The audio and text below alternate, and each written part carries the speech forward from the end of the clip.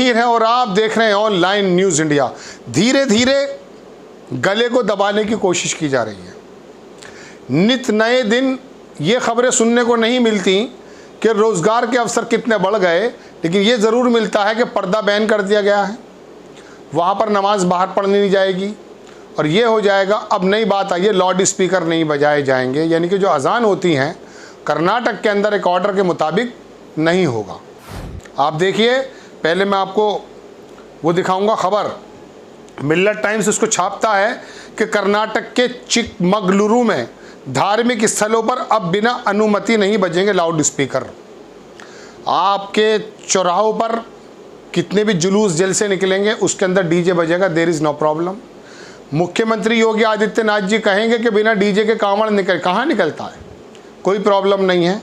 लेकिन वो जो एक ज़माने से अजान होती है 5 मिनट की 2 मिनट की, उस पर आपत्ति हो गई है। चलिए खैर बताता हूँ। कर्नाटक में एक तरफ हिजाब को लेकर विवाद जारी है, वही मुसलमानों को मेले में दुकानें नहीं लगाने दी हैं। ये भी आपको मैं खबर बता चुका हूँ। वहाँ के लोगों ने कहा कि मंदिर के आसपास जो मेले लगते हैं वहाँ पर मुसलमानों को आवंटन नहीं किया जाएगा। 750 लोग रजिस्टर्ड हैं, 450 से ज़्यादा मुसलमान अपने दुकानों में चीज़ें बेचा करते थे। मना कर दिया कि साहब यहाँ मुसलमान की दुकान नहीं लगेगी। चलिए खैर, वही अब लाउड स्पीकर का मामला सामने आया है। कर्नाटक में अब लाउड स्पीकर को लेकर रोक लगाने की मांग की है। दरअसल चिकमगलुरु में अब बिना इजाज़त के लाउड स्पीकर नहीं बजाया जा सकेगा।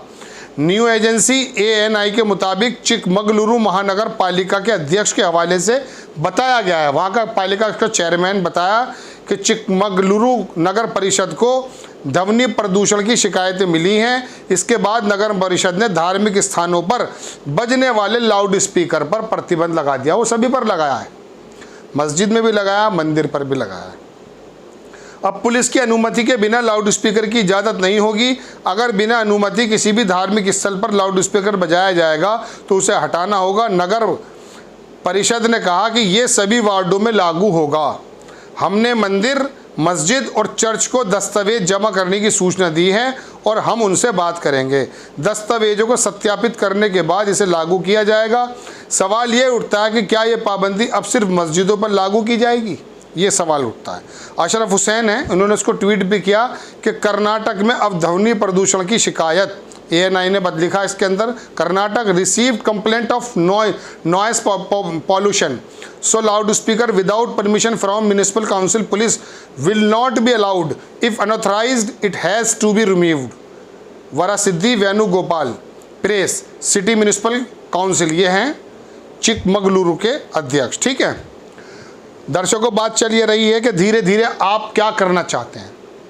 मुझे तो समझ में ये नहीं आती, और मेरे अलावा देश के बहुत सारे इंटेलेक्चुअल्स हैं और आधे से ज़्यादा नहीं लगभग तमाम हिंदुस्तान के लोग जब बेरोज़गारी के अवसर तलाशने के बारे में मेहनत करने की बात करते हैं, कभी पर्दे का मामला आ जाता है, कभी लाउड स्पीकर का मामला आ जाता है, कभी मुस्लिम आर नॉट अलाउड का मामला आ जाता है। यानी कि आपको अपने इलेक्शन जीतने के लिए एक ऐसा परसेप्शन तैयार करना है कि उसमें अजान, उसके अंदर लाउड स्पीकर, उसके अंदर पाकिस्तान और मुसलमान, इनके बिना भी कोई तरक्की के रास्ते हो सकते हैं। या सिर्फ चुनाव जीतने की प्रक्रिया के अंदर एक ऐसी ज़मीन तैयार करनी है कि जहां वर्गों का वर्गीकरण हो जाए। एक तरफ बांधने की बात करने की जगह आपके नेता मंच के माध्यम से जहरीली तो बातें कहेंगे, चुनाव जीतने के लिए जो उनके मूड में आ जाएगा वो कहेंगे, और फिर प्रशासनिक क्रिया को अपने हाथ में लेकर के इस तरह के ऑर्डर्स आप लेना शुरू करेंगे कि एक पर्टिकुलर समुदाय को बार बार ये महसूस कब तक कराएंगे। दर्शकों, ये सवाल नहीं बनना चाहिए कि वो अछूत हैं, उसने दूसरे नंबर का शहरी बताया जा रहा है, शो किया जा रहा है। संविधान के निर्माताओं ने जब संविधान की संरचना की तो उस समय तो तब सब लोग एक मत थे कि सबको बराबरी के हकदार हैं। कभी आप SC के रिजर्वेशन की बात मोहन भागवत के माध्यम से कराते हैं, कभी मुसलमानों को ये कहा जाता है जिस थाली में खाते हैं। अभी मैंने पिछले बार आपको एक खबर सुनाई थी, एक रघुनाथ नाम का बेंदा बैठ करके भरी महफिल में कह रहा कि मुसलमान पहले ईमानदार होते थे, अब नहीं होते।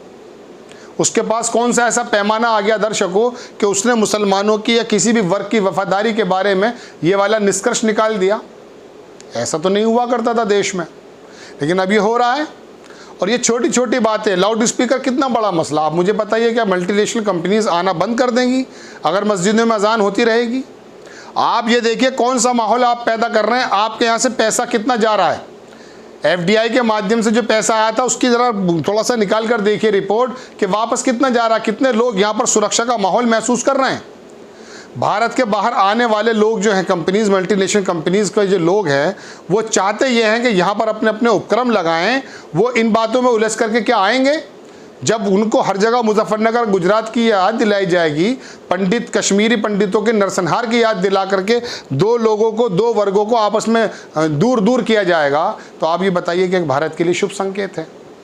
आप ये छोड़ दीजिए कि कौन खबर पढ़ रहा है, कौन खबर सुन रहा है, सिर्फ मुद्दे पर रहिए। इस माहौल को सन 47 के बाद जितना दबाने की कोशिश की गई है, उसके बाद से ये कुछ टाइम से ऐसा माहौल पैदा हो गया है कि हर एक आदमी वोट लेकर जब जाता है तो मुस्लिम मुस्लिम हो जाता है, हिंदू हिंदू हो जाता है। आप चाइना को देखें दर्शकों, कि हमारे साथ चाइना ने शुरुआत की, हमसे कम थे उसका पूरा का पूरा जीडीपी, और आज की हालात में वो सुपर पावर बनने जा रहा है, चूँकि उन्होंने मस्जिदों में और मंदिरों में और अपने जो है ना, जो इबादत खाने थे, वहाँ से राजनीति नहीं की। ये जय श्री राम का नारा लेके रथ यात्रा इनका निकाल करके देश को विभाजन की स्थिति में लाते हैं। दो लोगों को अलग अलग करने की कोशिश करते हैं सिर्फ इसलिए कि राजनीति में आ जाएं। आप मंदिर के मुद्दे, सर्वोच्च न्यायालय ने आदेश दिया, अपनी मूंछों को ऊंची करते हैं कि हमने कर दिखाया। ये छुट भैया नेता क्या थे पहले, इनके क्या रोल थे, अंदाज़ा है आपको? आप तरक्की की बात क्यों नहीं करते? आप ये क्यों नहीं कहते कि मुझे जो है ना लेसन लेना चाइना से, मुंबई को शंघाई बनाना है? लेकिन नहीं, आपको राम राज्य का नाम लेकर के राम राज्य नहीं बनाना। राम राज्य तो था, आपसे पहले राम राज्य था लगभग। कम से कम इतनी ज़्यादा नफरत नहीं थी कि गूगल हाउस को ये लिखना पड़ा कि भारत के अंदर आंशिक आज़ाद है भारत। तमाम रिपोर्ट जितनी भी आ रही हैं, हंगर इंडेक्स ले लीजिए, डेमोक्रेसी की ले लीजिए, प्रेडेटर्स की ले लीजिए, मतलब पत्रकारों की आज़ादी की ले लीजिए, भारत का स्थान पिछले 8-10 सालों में कहाँ जा रहा है। अगर वो तरक्की कर रहा है तो देख लीजिए आप जा करके, हम आपको वक्त वक्त पर रिपोर्ट देते आए हैं। तो उसकी वजह यही है कि अभी लाउड स्पीकर लाएंगे आप, कभी आप पर्दे को लेकर आएंगे। पर्दा कर रही थी टाइम से लड़कियाँ, छोटा सा नकाब पहनकर स्कूल आ जाती थी, प्रॉब्लम क्या है? सिख अपना पगड़ी पहनकर आ जाता था, प्रॉब्लम क्या है? लेकिन नहीं, इशू बनाना है इसको, नमाजें ख़त्म करानी, ठीक है कराते रहिए, लेकिन ये इशू भारत के पक्ष में नहीं होते हैं।